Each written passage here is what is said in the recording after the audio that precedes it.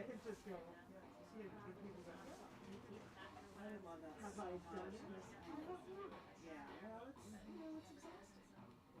It's exhausting. Hello. Hey, There he is. there We he haven't been is. formally introduced. No, we haven't. I was at that reading that poet's laureate reading that you did in Vermont. Yes. Yes, right. We chatted the other day. I had this wonderful interview. I read it again. It was really, really Is it good. great? I can't remember it. I'm sure it's lovely. And I know that every time I see Joyce, she goes, I'm so sorry on that. Well, I revised the intro to say that you're now the poet laureate emerita. Thank you for that. And, you know, I mentioned the new books and that stuff. So, That's cool. There's another one coming out in December. well, she said it was going to come out this month, you know, or maybe in July. You know, but like, Well, she said that a year ago. I know. I love her so much. Yeah, she's great. She's great. She's totally Overwhelmed. overwhelmed. Yeah, she needs.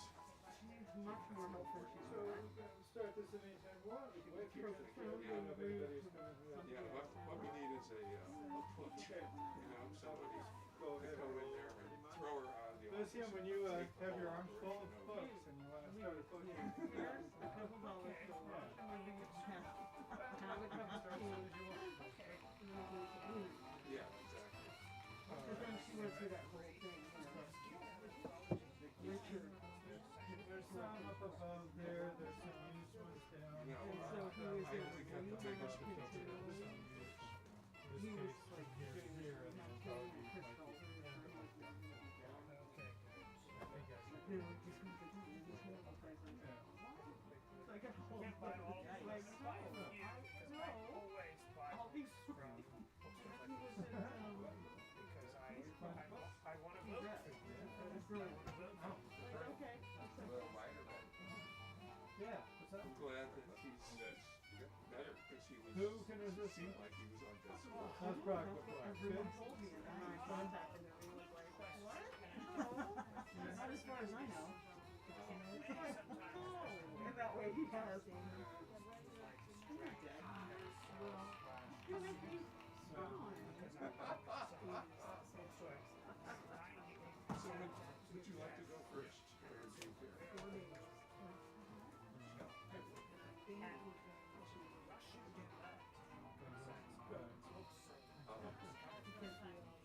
Lucien goes on. Sing to us. It's a good song.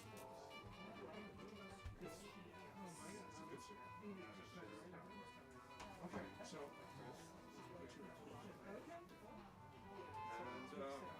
and it's quarter after, so I think we Go ahead. should get started pretty soon. That is the new microphone. Ooh, I like it. We're glittering. We're glittery. Glittering tonight. I know, right? Let me see if one's in the house. Oh, yeah. Loving it. It's so cool. Oh, thank you. Yes. Yeah, that one I wrote because there still wasn't urban more story. Usually I remember or that. Right. I know. And I think I need more kids. Okay, how about you kick things off anyway? Right? Yeah. And who's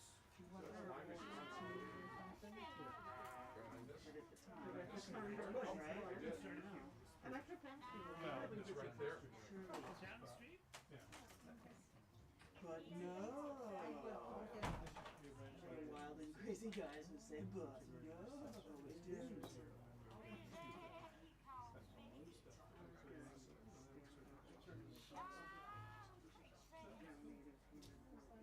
Just trying to. I can read it.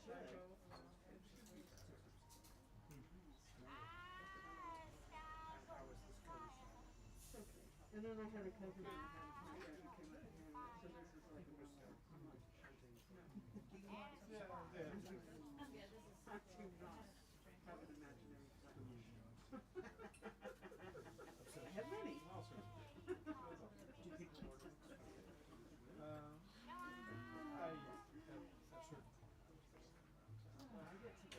it July 3rd, and I'm really excited. It's been 4 years since my dad passed, so Yeah, I did, you know, I'll be taking my older kid with me. that's over. Probably should get my glasses so that I can read those a little better. Oh, okay. Glasses are good. I could improvise. No, I feel like reading the drink.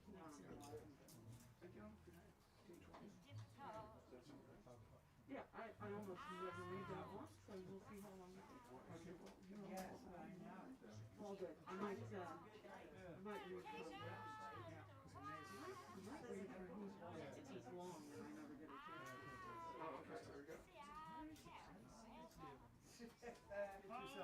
You get yourself to the stage and you'll see. Oh, no, I'm not. No, this is Kim. Eat, drink, and be merry. We'll get Tap, tap, tap. Just put on the stage before you know. Is this microphone on? Can Yeah, it is on. it is on? Oh, there it is. Okay, great. Well, thank you all for coming tonight. Let's find out whether we have a level on there that's workable for everybody. Okay, can everybody hear me? Testing 1, 2. Testing 1, 2, 3. More. Give me more. There we go. Okay, how's that? Is that? All right.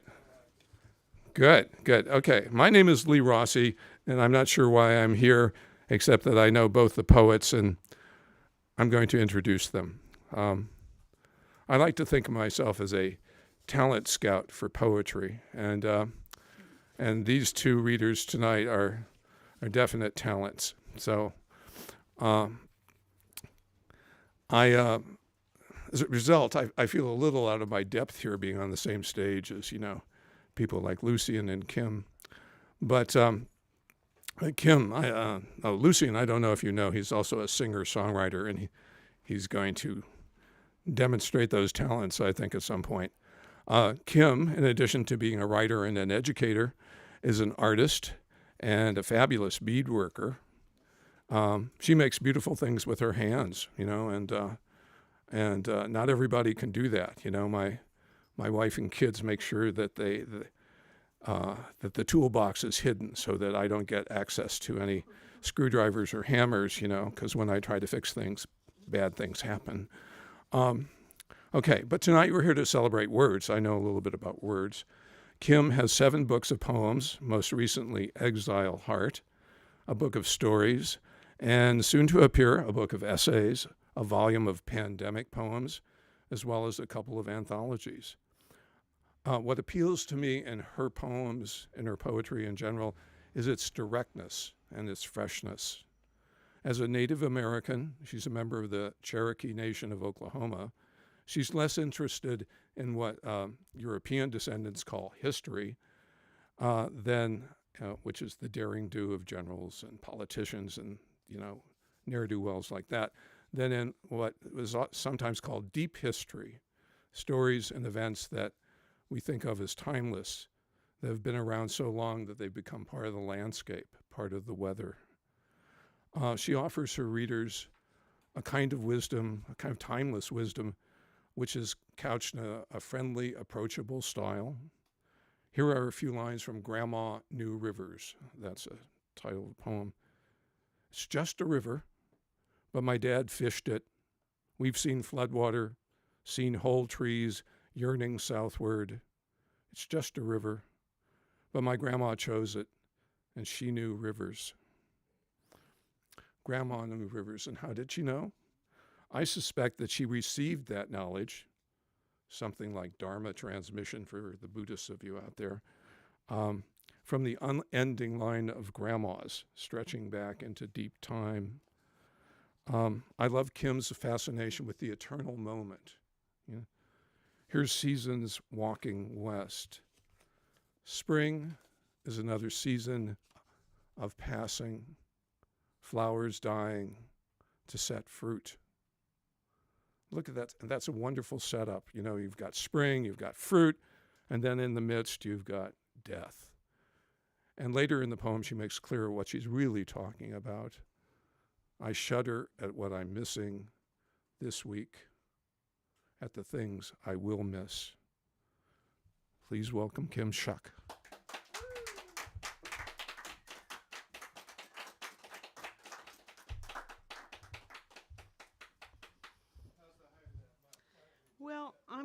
thinking, not being notably vertical. All right. I'm gonna check. You're cool. I think I'm okay. Yeah, sounds good. Okay. The problem with the glasses is I can't read without them, but if I've got them on, I can't see you, and that's. I'm always a little leery of introductions that go on longer than any of my poems, so I'm going to have to read something long today. No, do not apologize. How am I going to complain about a series of compliments? I just can't do it. I almost never read off of my phone. However, I'm going to do it today, and I'm going to do it because today in San Leandro, during Drag Queen Stories, which is an event at which drag queens read children's books to children at the library to sort of decode that for people, a group of Proud Boys came in, terrified the kids, and threatened the reader. And Panda Dulce is a friend of mine, and she is my hero today. So I'm dedicating this poem to her. If you've dreamed of invisibility as a quiet space with no edges, if you've practiced invisibility at the supermarket and in the streets, if you built your own worlds, gradually opened the windows, added mirrors one by one, and sometimes were surprised that you cast a reflection at all. If you had to teach yourself to speak word by word in a language that excluded you, then gradually created yourself there from each coaxed letter, each sound invented in your moments of transparency, if you are one of the translucent, if you create worlds of your own flesh, meditate on the pavement, fade steadily in your birth home, if you sing songs from outcast cultures, rejected identities, if you are illegal on streets, in toilets, or in schools, if you still build, lay strong words, words that can support the weight of a person, words that can be nailed over windows, the storm is now.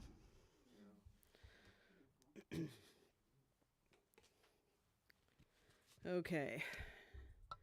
In the interest of surpassing that introduction. Thank you, Lee, really.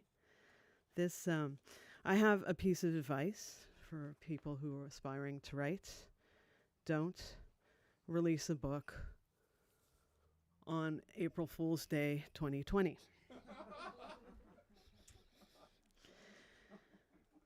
Whose water do we cross here at the Martinez Bridge?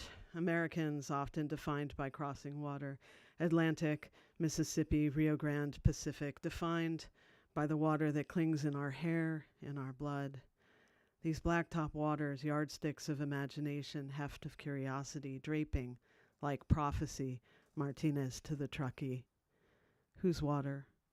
We fling ourselves to Nevada City, Sparks to Tonopah, whose sacred places, dusted with the abandoned nest of settlers, dead homes, dead towns by the river highways, the slow and patient places.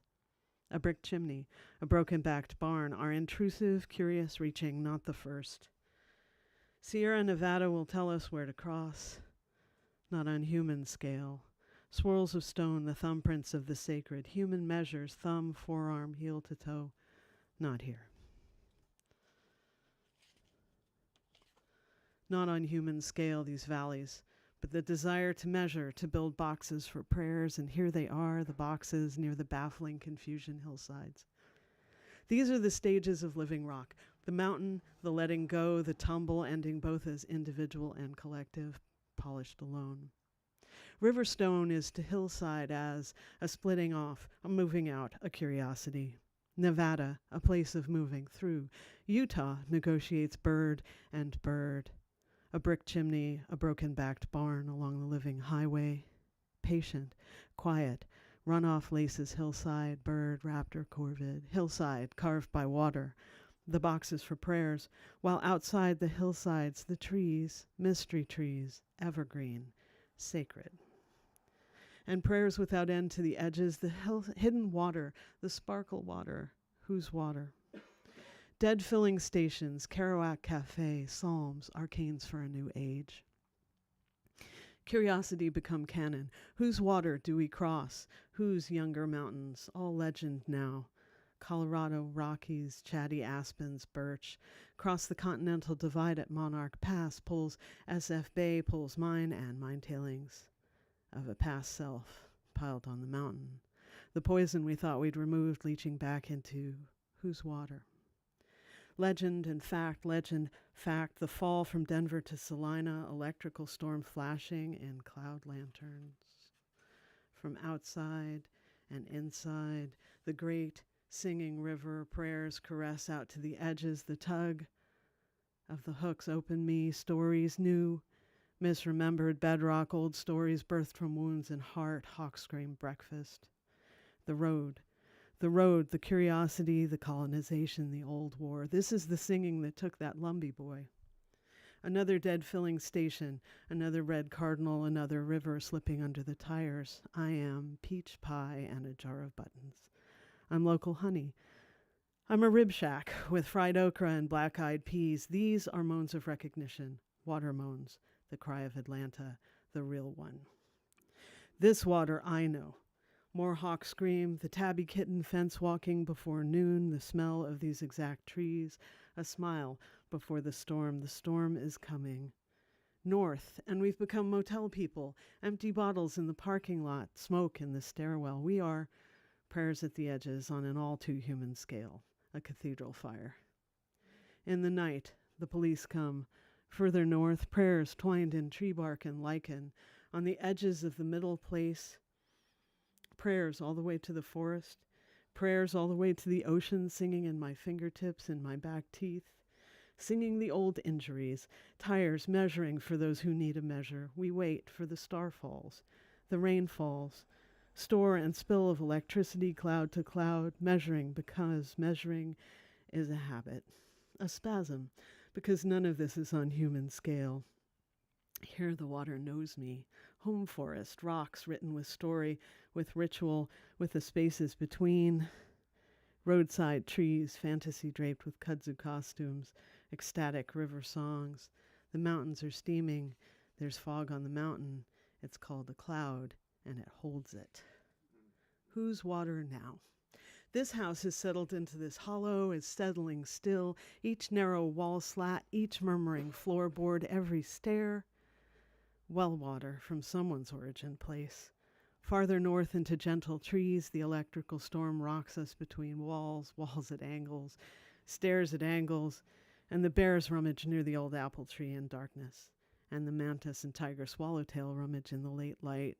More puzzle box, more wild scale.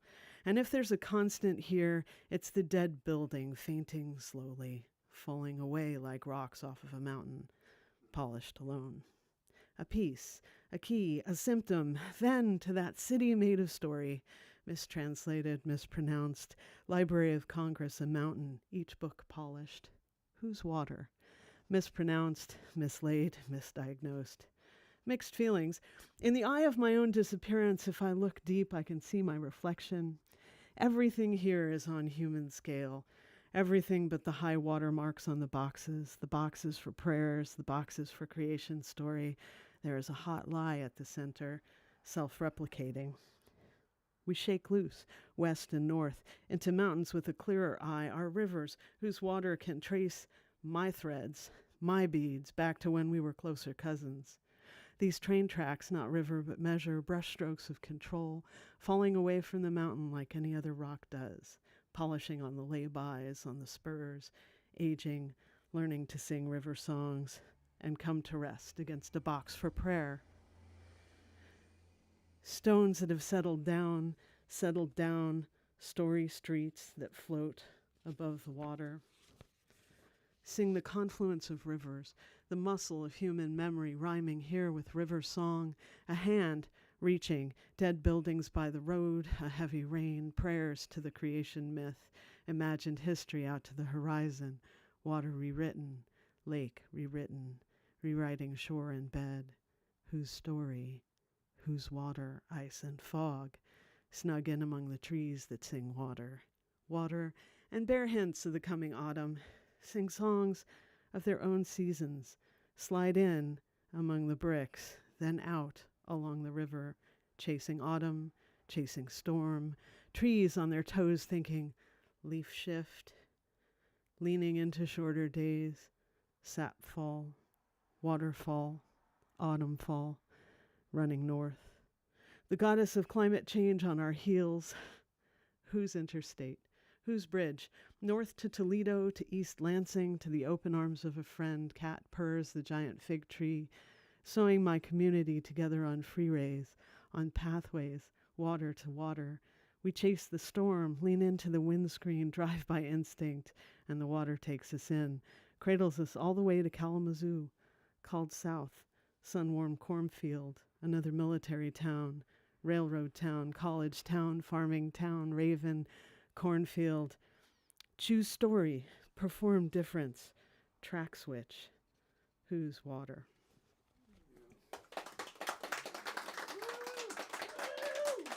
Why, thank you.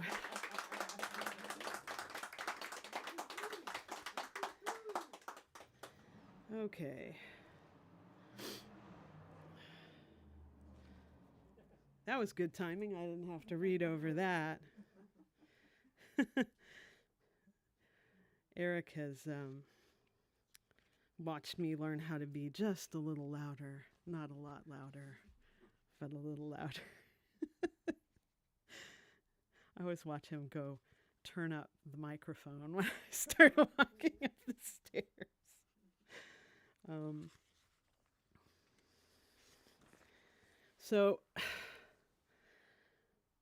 My father's people are now in Oklahoma. We were forced marched there by Andrew Jackson's orders. And we're originally from, in my case, northern Georgia. And the other side of the family, my grandmother's family was from Vov, when it was Vov and not Viv. And my grandfather's family is from a place called Przemyśl, which I used to have to struggle to tell people where that was. But now you've been seeing it on the news pretty much regularly as Ukrainian refugees flee into Poland. So I don't have to explain where that is anymore. But on the subject of Oklahoma, it's one of the only things I've written for my father's mother. In the walnut grove, that year, the wind took the topsoil and the children. The maps all changed, and not everyone found a pair of magical shoes or good company. I wonder if she paused every time she introduced herself, if it was a question between her teeth, as well as the taproots that go somewhere unknown. And we understand that every family has stories that are painted over. There are always things hidden in the walls, but when all you know is the blank wall and the hints and suggestions of what might be in there, and you know that all of the expected family portraits are in ink, only visible under a certain moon. I've got one more. And my marker fell out of the book. So I usually say something funny there, but I found it before I had to. This is called Bridges and Crossroads. I have a very good friend named Paul Corman Roberts. He is an incredibly good poetry teacher. He says that you should always revise your poems, which I don't. And he also says that you should not have favorite poems, which I do. And this is my favorite poem that I've written. WPA Bridge over the Neosho. I stood on it in full flood with my dad, the water just kissing the underside of the boards, the river moans shivering up my legs. It stood until a flood licked out the footings. They replaced it, but when I dream the Neosho, the old bridge is there.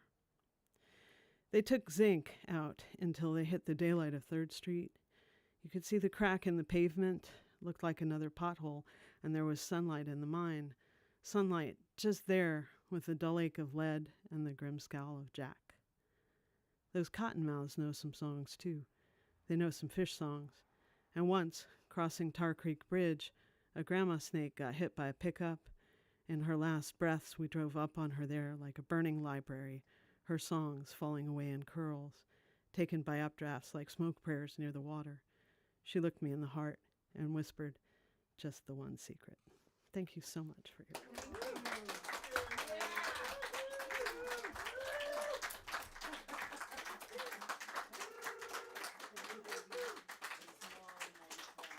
The crowd goes wild.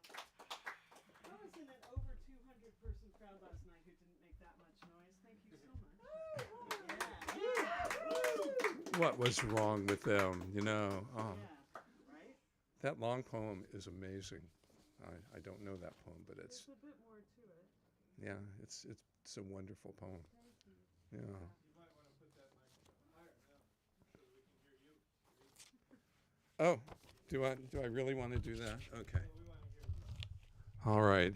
Well, you have to talk more from your heart. Here we go. Here we go. Okay. Let's see. I had glasses hanging somewhere on my body. Oh, there they are. Okay.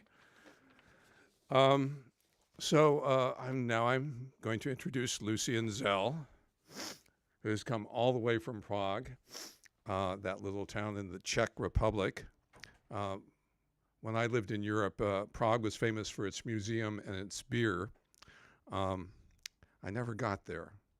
Apparently, you could get beer that was 16% alcohol. Some of my friends went there and came back still drunk, and it's like 500 miles. Okay, so Lucien had a peripatetic kind of existence. He's lived in Prague for the last 18 years. This is his first visit to the United States in that time. But he was born in LA, grew up in Seattle. But if I had to guess, I'd say that he feels most at home on a 6x8 stage, like the one we have right here, surrounded by a 4-piece rock band, which we do not have. You can check out some of his YouTube videos. Those are revelatory.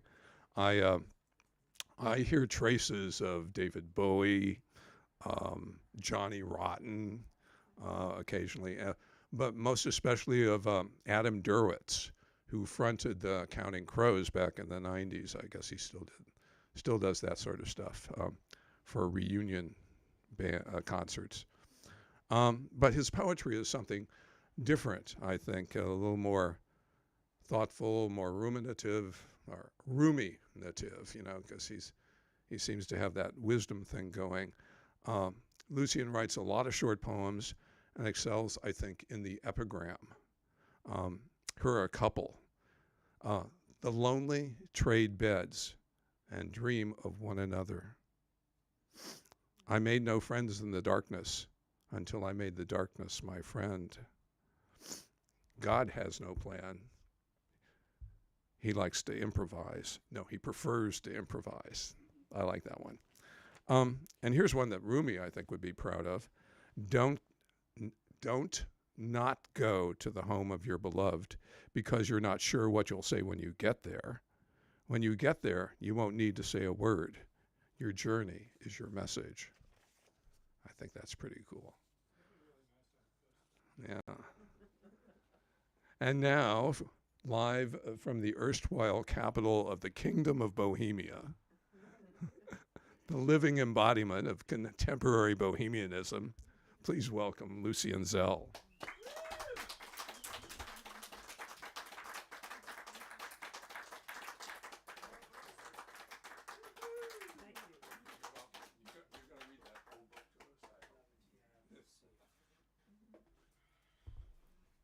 Once more with the mic right here. Allow me. Okay. We're going to only hire uniform height folks from now on.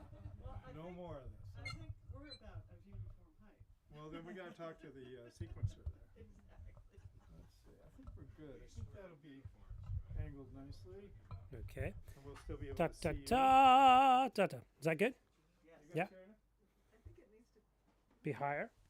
You need to angle it back toward you. Tuck tuck day. Ta. Yeah. Is that good? Okay.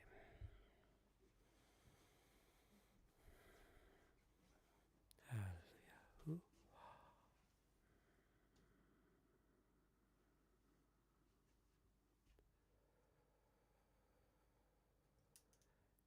Just as each person has a different voice, each person has a different silence. It's our voices that change as we grow older, but it's our silence that changes as we mature.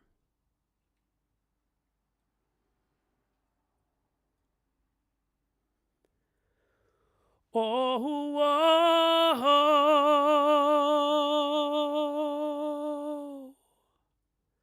a wolf that's left his cage strains to reach the sky and echoes out his rage, rage, rage, in his wailing cry. Oh, oh,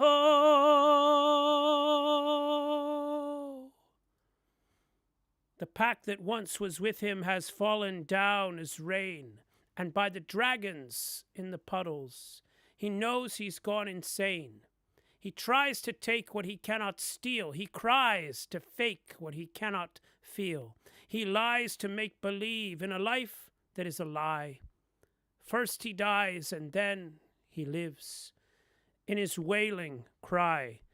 Oh, oh, oh, oh, oh, a wolf that's lost his name, known only as I, mispronounced by shame in the circus of why.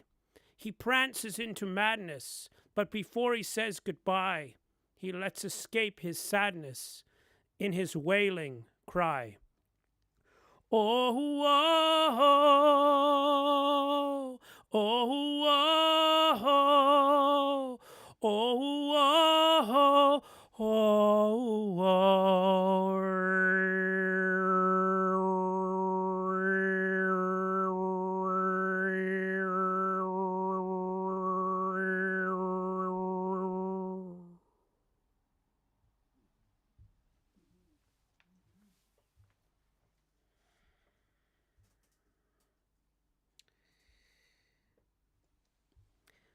wind to wind. When I say wind, I mean breath. When I say breath, I mean word. When I say word, I mean meaning. When I say meaning, I mean depth. When I say depth, I mean feeling. When I say feeling, I mean passion. When I say passion, I mean streaks of soul across the air of night. When I say streaks of soul across the air of night, I mean extensions beyond the rooms we live in. When I say extensions beyond the rooms we live in, I mean balconies. And when I say balconies, I mean a place to watch the wind.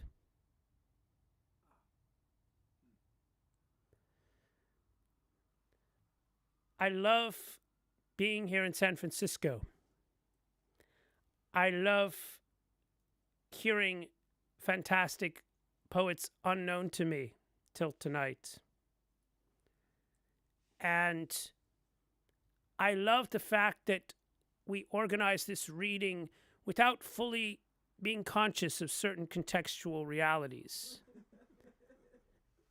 And one of those contextual realities came to my attention just the day before this reading, that today is the birthday of Anne Frank, and she would be 93 years old today.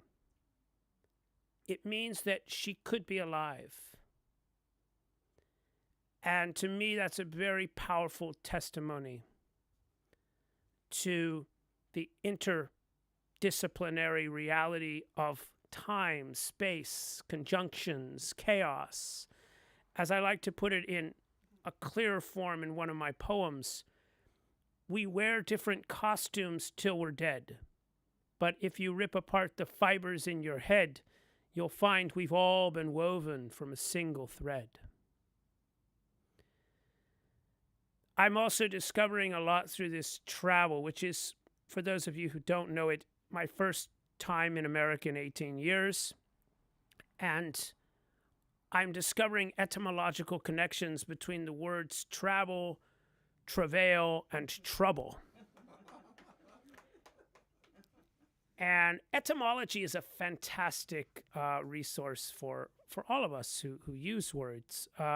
Grotesque means of the cave, grotto, of the cave. And I love the fact that travel is a rehearsal for dying. Because this moment we are now passing through together is going to fold into a memory. And tomorrow we'll all be walking through the streets of San Francisco, Berkeley, and carrying some glint, some hint of what we have experienced tonight. And the same way when I step on a train or a bus or a plane, like when I flew from Prague to come here, I'm aware of all the energetic connections behind me, folding into me. And of course, I want to carry the love and the light and the good connections. And one of the mysteries of my own work that has sometimes even surprised me is that I have a kind of literary amnesia with my own words. So essentially, it's happened to me that, for instance, I met a young woman in a cafe sitting outside, and she said to me, after we'd spoken for a little while, and she knew me from somewhere, she said, "You are not where you stay. You are where your love goes." I said to her, "Wow, that's kind of an interesting line. Who wrote it?" She said, "Well, you did." And I said, "Well, what in the hell do you mean? When did I write that? I don't remember that at all." She said, "Well, do you remember that you were at this studio and you were recording, you were improvising some songs over this music at this studio?" "Oh, yeah. Well, I heard it, and that's one of the lines you sang." And it had been a late night recording session, and I never heard the recording. And so I love that fact when your own words, like some kind of very, I guess, existential boomerang come back, hurtling back to you. It's a great feeling, I must say. And it's not that common, of course. I wish it would happen more often. So I'm going to share with you some of these lines that I feel they came to me, from places that I wish, as Leonard Cohen wisely said, asked, why don't, where do the good songs, come from? He said, well, if I knew where the good songs came from, I would go there more often. I'm going to start with some quatrains. These are 4-line poems. Of course, like all of us, I kneel on the shoulders of my ancestors, so I do want to call out, the Rubaiyat of Omar Khayyam, poems of Rumi, which are also often short and incredibly sweet, and a lesser-known volume by Rabindranath Tagore called Fireflies.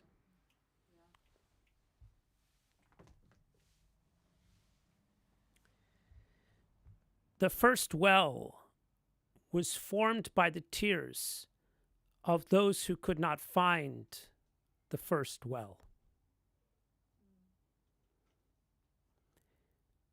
She danced me to the edge of the cliff, broke my heart into 1,000 birds. Then leaping off without a word, she taught them to fly. I like old sunflowers who no longer bend themselves up to face the sky. Sunflowers for whom the earth is bright enough. Goethe wrote that architecture is frozen music, and so I posit that music is melting architecture, whose lava-like glow rockets a spotlight onto the neglected majesty of the castles within us. Maybe there's a beginning before every beginning. Maybe there's an end after every end. Maybe there are love letters we are writing that only our children can send. Stepping onto the train, I'm a part of the train. Stepping into the park, I'm a part of the park. Looking up, I see a bird. a part of the sky is flying away.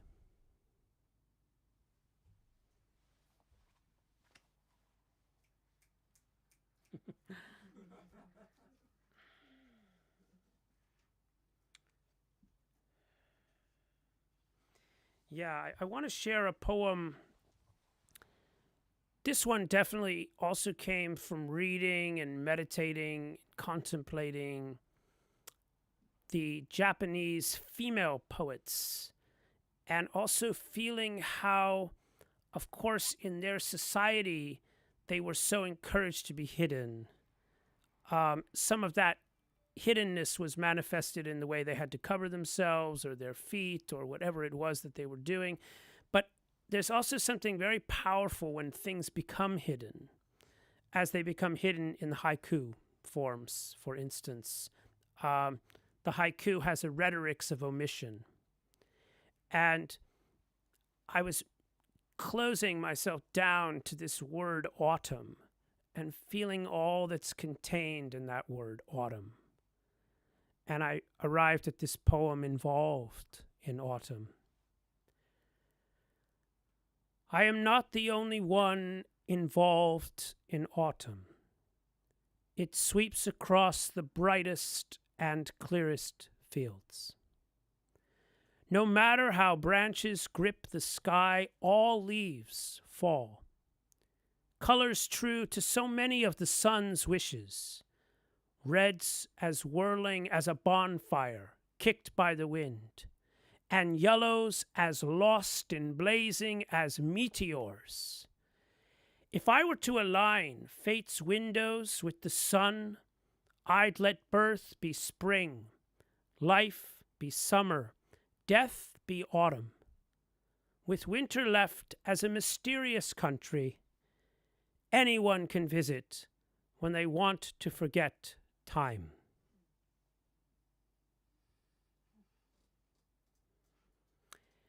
We are in a magical cavern. I stepped into this bookstore for the first time this evening, and I have already stacked up books that I'm going to try to maybe fit in my suitcase. And I love the fact that as we gaze around at all these incredible volumes, they all began in the very same place. All of them, without question, began here.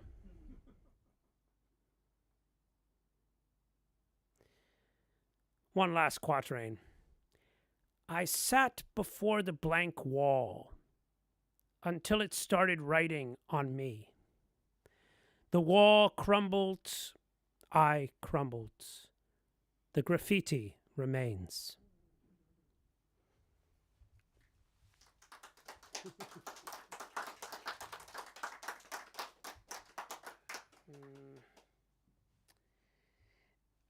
I find it's very important to me in my readings to quote other poets, other thinkers.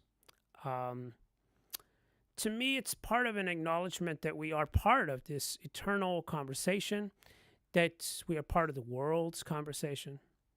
So I want to quote a few lines about poetry, and then I'm going to throw in two definitions of my own. First one I'd like to throw at you tonight is from W.H. Auden, who said that poetry is the clear expression of mixed feelings. And I'm sure none of you in the audience tonight have mixed feelings about anything, right? But you know what that also says to us? It says that when there are seasons of mixed feelings, those are seasons of poetry too. And I quoted Rilke tonight at our soiree before arriving here, but I want to give you that quote again, those of you who happen to be there. Rilke wrote, "Take your well-disciplined strengths and stretch them between two opposing poles, because inside human beings is where God learns." So I've been stretched a lot. I'm sure many of you have by the recent events. This citation from Leonard Cohen is another wonderful one. Poetry is just the evidence of life. If your life is burning well, poetry is just the ash. And this one from Mayakovsky. Writing poetry is like mining for radium. For every gram, you work a year. Yet how incendiary the burning of those words compared with the smoldering of the raw material. That certainly is a hint at alchemy, taking the lead of existence and transmuting it to gold.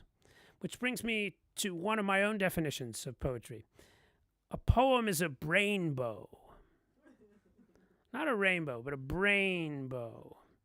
When the rain of feelings is pierced by the sunlight of intellect. And I've been prefacing this next one by talking to people about the fact that the French have a saying called the spirit of the stairwell. It's a kind of phrase that basically describes when you're coming away from a party and you think of the best thing that you really should have said back to that person. And I hate that feeling. And I think part of the power of poetry that I really cherish is something that basically we cannot edit what we say. We just don't get that chance to edit what we say. And that's why I love the fact that we can edit what we write. We can find the better words, the best words, which is Coleridge's definition of poetry, the best words in the best order. Very simple, very, very difficult. And the last little citation I want to give before I jump back to my own poetry, that's just from John Cage. For those of you who don't know, John Cage was a very experimental composer and musician. But he realized at a certain moment in his career that he didn't really want just to entertain people, that was not the point for him. And actually, he wanted his work to actually, in a sense, occur after the performances, inside the people, to give them access to feelings and emotions that they never knew they had before. And one of his most famous pieces is called 4 minutes and 33 seconds. He comes out on stage, he opens up the piano, he waits 4 minutes, 33 seconds, and he closes the piano. That's the piece. Now, a very intrepid journalist asked him, "Mr. Cage, is that a random number?" He said, "I counted every note of silence, and it added up to be exactly 4 minutes and 33 seconds. I have nothing to say, and I'm saying it."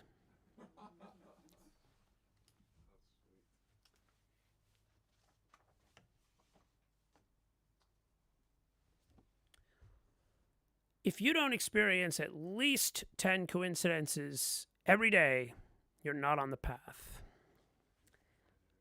I've been having so many coincidences in this trip, and I cracked open this particular volume of a poet I don't really know very much about. The collection is called Darkness Spoken by Ingeborg Bachmann. And the first line I saw is, "It is the time of apple cider and swallows." And I have been haunted by swallows. And I don't mean the swallows like that one, but the birds. And it just happened to me that I was at a wedding 2 months ago in eastern Slovakia, and I came upon an experience. I came upon swallows. And I was put up at a very lousy hotel. Really, really lousy. Just to give you a quick sketch, there was no elevator, 4th floor, this kind of steel perforated stairwell. I had to walk with all my things, and then no bathroom in the room, just down the hall, like shared dormitories. But in the morning, when I woke up at dawn, there was a choir of angelic voices that were swallows. And I could hear them a little bit muted through the window. And so I got my key. I went down this long, dark hallway. I stepped out onto that perforated stairwell, and wow, I just had this choir of birds, beautiful, beautiful birds, swallows. And I want to share with you a poem that I wrote from that experience. I just want to, because I'm kind of a skeptical mystic. So, okay, Lucien says he's been experiencing a lot of coincidences with swallows. Okay. Well, I was in Duluth, Minnesota to perform at a Bob Dylan festival just May 27th. And then after that, I had my first American poetry workshop, it was called The Heart Breaks to Get Bigger. And it was taking place at a yoga studio called Svelja. Now, Svelja, the word itself meant absolutely nothing to me. And it wasn't until I arrived the day of that workshop that I saw a little placard that talked about Svelja and the roots of the word. It means swallow in Swedish. That's just an example. I'm not just making things up, trying to be poetic. I mean, I'm making things up and trying to be poetic, but I'm not just doing that. Swallows at dawn.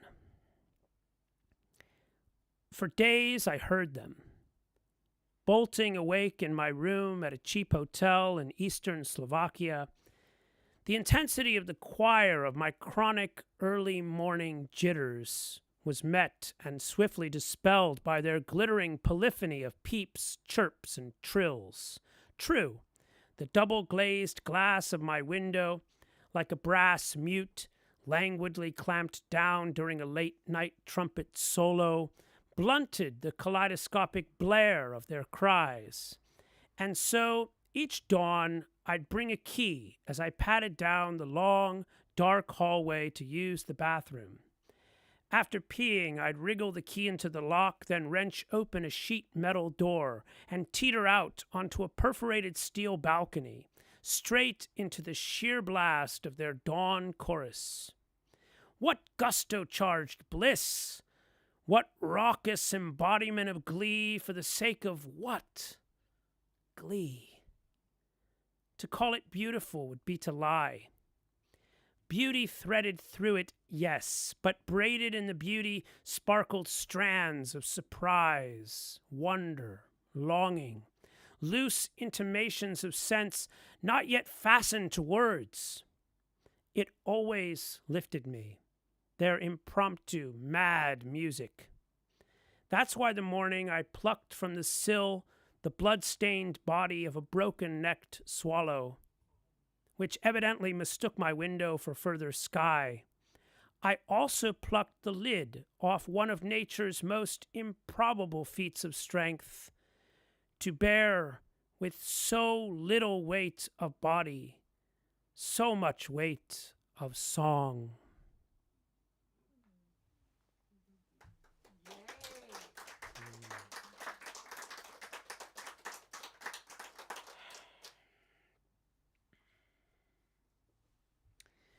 Another coincidence for me today is that one of your relatives is from Przemyśl. Yeah. And my first son was born in Przemyśl. Oh, wow.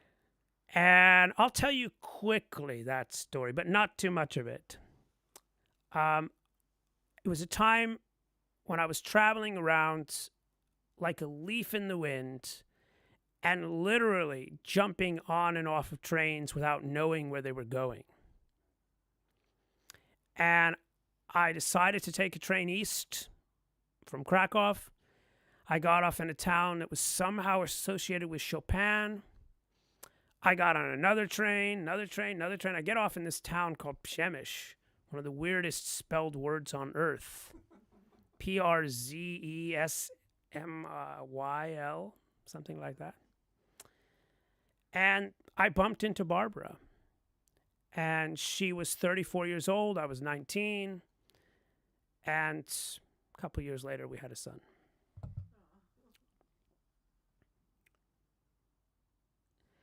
I want to read a little suite of poems about the Ukraine. And Przemyśl actually borders the Ukraine. It's the farthest east town of Poland. I mean, one of them, of course. And I feel blessed that I was in the Ukraine 4 years ago for a wedding. And during this wedding, which was a wedding of Artem, who is a cinematographer, and his bride, there was so many layers to the wedding. It lasted over 2 days, and we did a lot of different rituals and enactments, which include fire dancing and lots of things. But the most potent for me was the simplest. At a certain moment during the reception, all of us were asked to stand up, hold hands, and we encircled in a spiral the bride and groom, and then we hugged them. 350 people hugging 2 people. And I really started to sob because I had had a broken relationship within the last few months before that. And I realized the world never hugged us. We just weren't hugged. And I think that we forget that when 2 people meet, we think it's like 2 flowers meeting, but actually it's 2 gardens that are meeting. And so I feel so grateful that I experienced the Ukraine before it was in the current situation it's in. I have 3 poems about the Ukraine. Those Summer Hands. In this week where decades happened, I wake to a moment of your wedding remembered. Hands clasped in a spiraling human chain around a bear-hugging couple. Cries rippled through that room, blissful cries, just outside Lutsk, where summer spread her hot hands over unfurling grasses. Now, via internet appeal, your face appears in a bomb shelter, makeshift in the cellar, your wife a refugee, your bloodshot eyes testament to sleepless nights, hammering a crypt of safety. One of those summer hands that threaded round you, clenched now to a fist, clutching nothing but trembling.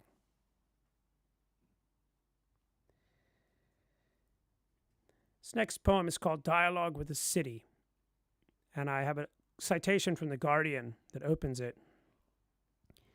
In the southern city of Melitopol, now under Russian occupation, a crowd of unarmed civilians stood in front of a Russian convoy.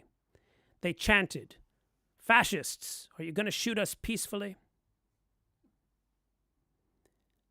At the foundation of a city, a building. At the foundation of a building, a road. At the foundation of a road, a pothole. At the foundation of a pothole, a mouth. Wait, a mouth? What do you mean? Behind the glass of news, my lips moved, but no one heard. Behind the glass of news, I screamed, but no one heard. Behind the glass of news, I shrieked and stomped and pounded, but no one heard. And so I began to shake, to twist, to writhe, until my body was all bodies, dancing, whirling, skipping, walking, making love in such a way that I was making war. The glass shook. The city turned away. Through the glass I glimpsed the city's back, a seething tide of warts and gashes, proof of illness and attempts at cure. Through the glass I watched the city lean down, pick up a whip, and begin to lash itself until the city's back was a throbbing gorge of blood, and children's eyes, and children's words, and children's silence.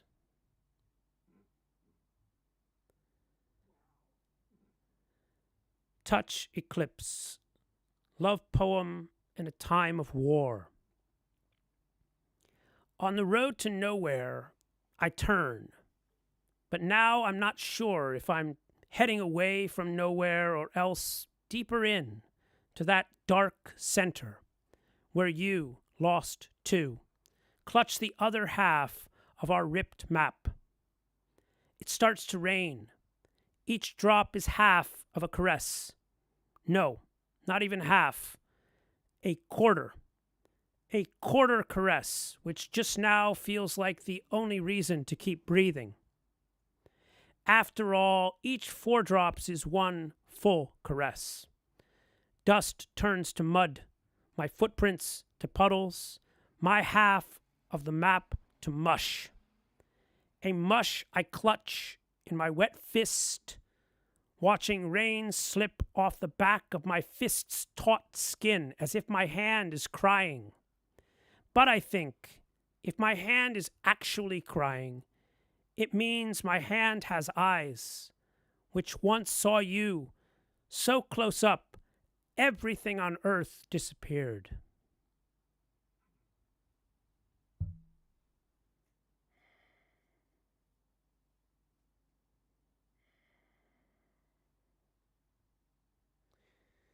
Thank you for going in those darker places with me. I want to go one more dark place. Well, I'll probably go a few more dark places, but I'd like to say that I believe that any art that touches darkness, if it touches truth also, it touches light. So dark works like those of Kafka are actually shimmering, they're glowing. And that's because they touch the truth. And the truth has an aura that can transform us. I think what's very insidious are Disney superficial things that seem to be so happy, but are so vapid, so empty. I'm going to share a poem about my brother, and I want to say about this particular poem that I had not realized, because it took me 29 years to write this poem, 29 years since the events of the poem, that I had been impregnated by that experience. And the radiant gist of what happened is that my older brother took his own life, and when he did so, he left a piece of paper with a pen, obviously there, to write something. But he left the paper blank. Reversing the blank. Between the living room and the bedroom, where I last saw you, flutters the backlit scrap of some ripped paper. Probably not poetry. Just a hastily scribbled note, or the first digits of the number of some hotline you decided not to call. The scrap twitches slightly in the almost equal breeze of doors opening, doors closing. Suddenly, from behind a shut door, I catch my mother's wail, door muted to a sob. Muted, but somehow more piercing for being muted. Knowing you took a sheet of crisp white paper and a ballpoint pen to that forest road, which was the last road you ever drove down, and left the paper blank. Suddenly I get your no message. Vocabulary of loss, slotted to the fierce grammar of guilt, scribbles in the inexorable, shines in the inexpressible.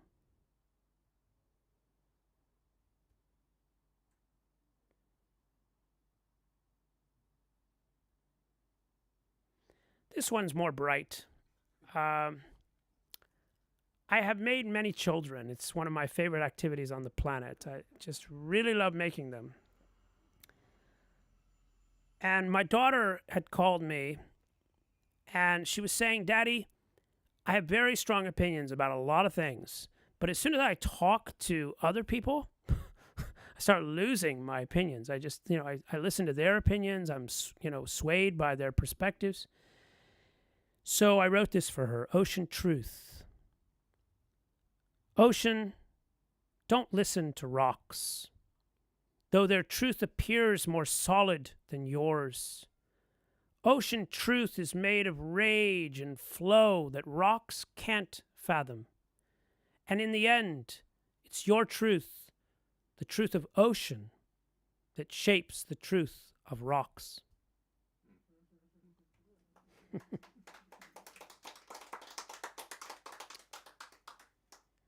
Now, nobody ever complained about a poetry reading that was too short. So I don't want to keep you too much longer. I have a lot more I'd like to share with you, but I won't do it. I do want to say that poets are victims.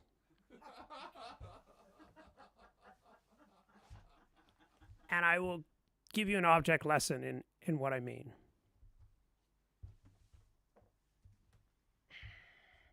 So John Kabat-Zinn, who wrote this book, very carefully prepared every word in it. I'm certain of that. And he certainly prepared the opening lines and, the opening quotes and, the way the chapters are going to flow into one another, I did the same with this book. But anyone who takes the book immediately opens it at random and reads a poem. That's how poets are victims. But I hope you become a victim tonight of my poetry and get one of my books. I'd be happy to sign it for you.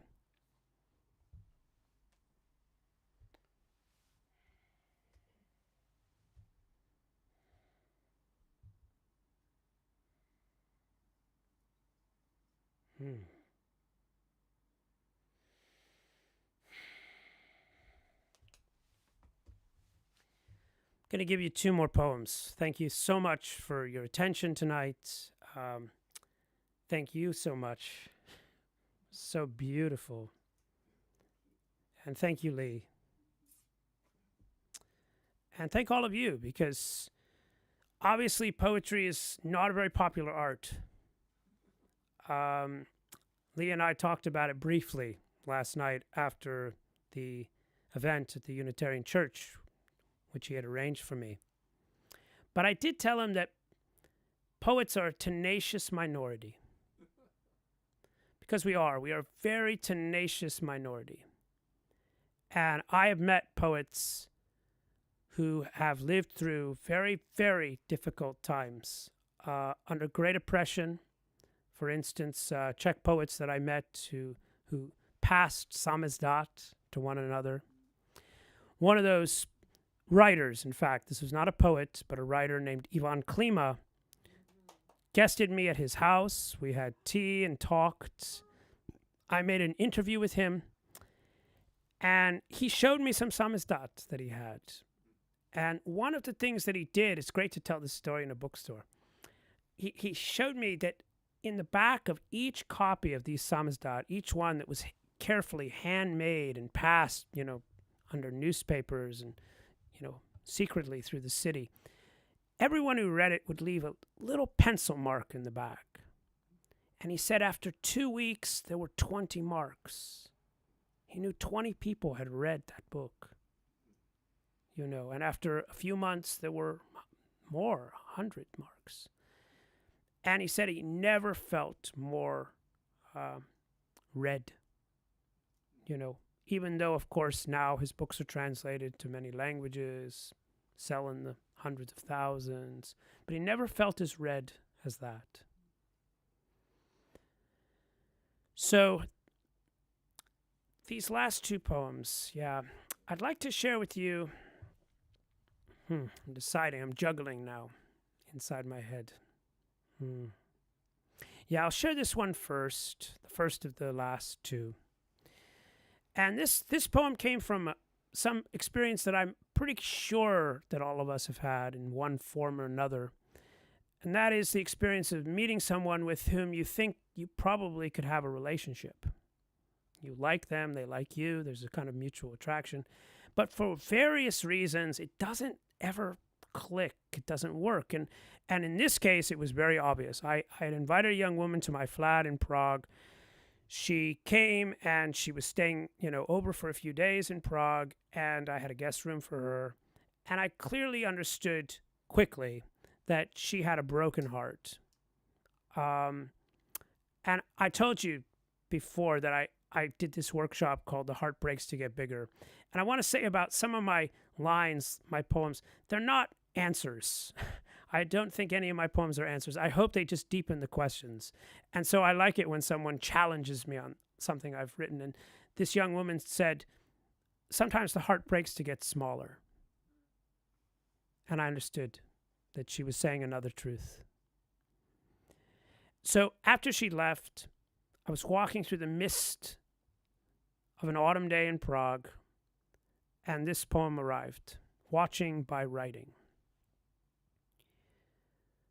We are both poems, but we misread each other.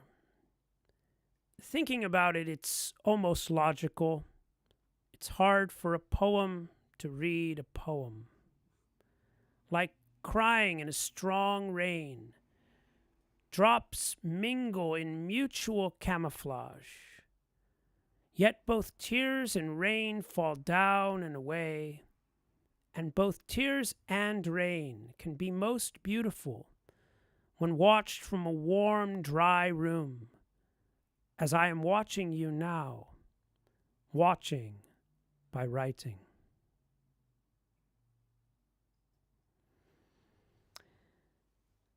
I'm going to try as a last poem. It's just difficult because I've had a lot of journeys, and wow, we had a 13-hour drive from Oregon yesterday.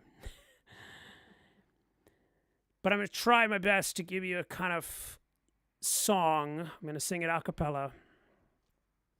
So those with a good imagination, please, see Tom Waits up here on stage with me. And, the piano's been drinking if there's any wrong notes. And this came from a real experience. Late at night in Prague, 3 a.m, winter night, and my friend and I arrive at the only bar that's open, the Blue Light. We get inside, we put down our things, take off our winter coats, and immediately a waitress scurries over and says, "We're closed." We're closed. So my friend and I are exiled back into the winter night. And, to be exiled into the winter night, if you're a poet, it's a good thing. You can find songs in those nights.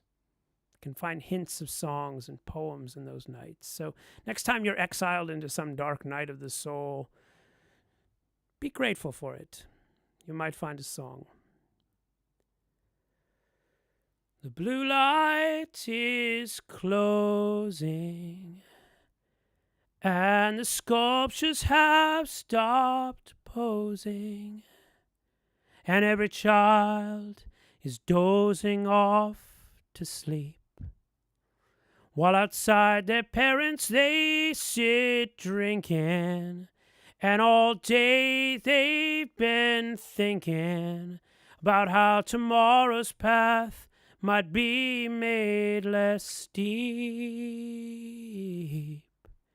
If they could just fix their broken plans, or get the dishes to do their dirty hands, or at least find a safe place to weep. So throw away that coin you've been tossing.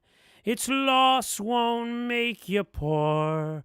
Love's bridge is made by its crossing. Counting is not what days are for. Sometimes to not have enough is just what you need. Even giant trees started out as little seeds. Only those who've been imprisoned know the joy of being freed. So throw off your cloak of sorrow. The blue lights open again tomorrow. If you don't have enough faith in our love, you can borrow some from me. For you don't have to steal. You don't have to steal. You don't have to steal what is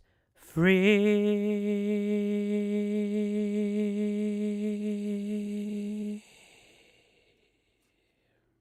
Thank you.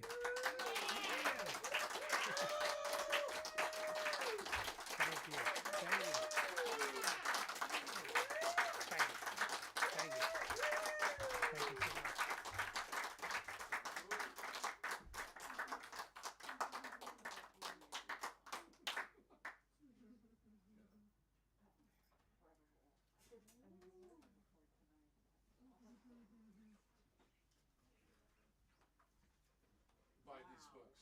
Don't forget. Buy these books. Yes, everybody. He's got to get back to Prague. Somebody has to pay for those airline tickets, you know. Yeah.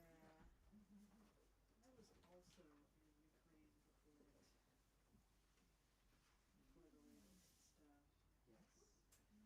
I went looking for some of Grandma's relatives because we've lost most of them. Well, I never knew them, so it's not, Grandma lost them. And found a place. They say she's from, It's dark in here. but it's actually from outside of Lvov where the studies were. And I found the woman I was talking to in Polish. My Polish is archaic, so it's not functional in Poland now. It sounds like I'm reciting Shakespearean verses. I was talking to her. She said, "Your granddaughter now." She said, "Don't talk like that. It's not safe." Definitely want to get You one want of to get those. one? Absolutely. Yeah.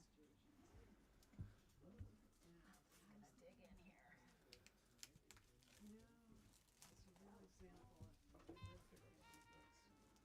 Cool.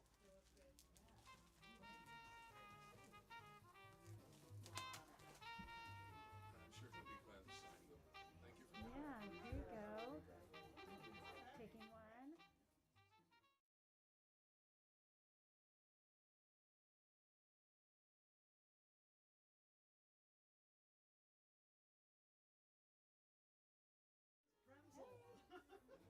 I'm going to get a couple of these. Are you? Yeah, of course.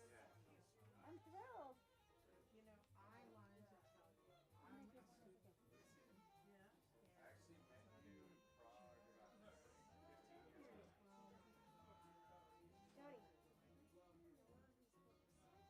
Jody. We'll try again.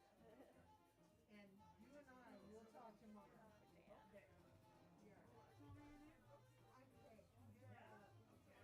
Good to meet you, Gary. And you.